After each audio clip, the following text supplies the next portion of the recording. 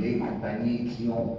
produit des gaz de combat et des défoliants et d'autres produits chimiques pour être utilisés pendant les guerres sont les compagnies qui se sont recyclées à la fin de la guerre et qui ont modifié leurs produits pour en faire des insecticides ou des herbicides et qui en gros ont continué à s'enrichir grâce aux inventions, j'allais dire maléfiques, qui ont été faites pendant la guerre.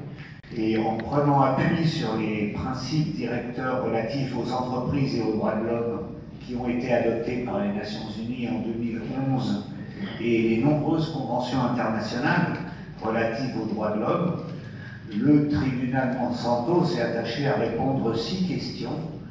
qui concernent les violations des droits humains commises par la compagnie Monsanto, qui est justement une des compagnies attaquées par Trump et qui a été une des compagnies, évidemment, qui a livré l'argent orange à l'armée américaine. Les questions qui ont été posées concernant les violations des droits humains commises par Monsanto, c'était 1. Y a-t-il violation du droit à un environnement sain, du droit à la santé, du droit à l'alimentation, de la liberté d'expression et la liberté de recherche académique, plus 2 autres questions un petit peu annexes par rapport à cette question des droits de l'homme. C'était est-ce que Monsanto pourrait être, si un tribunal international de ce type existait, est-ce que Monsanto pourrait être jugé de complicité de crimes de guerre, justement en raison de la fourniture de l'agent orange au Vietnam, et est-ce que Monsanto pourrait être jugé pour crime d'écocide, dont l'inclusion, qui n'existe pas encore, mais dont l'inclusion dans le droit international a déjà été proposée et dont certains pays sont en train de mettre en œuvre. Alors pour ce procès modèle, bien que fictif, les juges ont auditionné pendant 2 jours une trentaine de témoins du monde entier, des agriculteurs, des victimes des produits de Monsanto, des scientifiques, des avocats, en octobre 2016, pendant 2 journées, puis ont pris 6 mois à rédiger un avis juridique consultatif sur les responsabilités des dommages sanitaires et environnementaux causés par cette multinationale. Et ce que nous avons remarqué pendant ce tribunal Monsanto, c'était l'importance pour les victimes d'avoir pu s'exprimer, souvent pour la première fois de leur vie, devant des juges qui étaient à leur écoute et devant les médias du monde entier.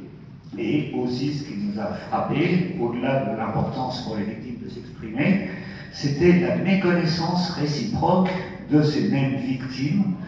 de différents pays qui avaient des situations de détresse similaires à laquelle elles étaient confrontées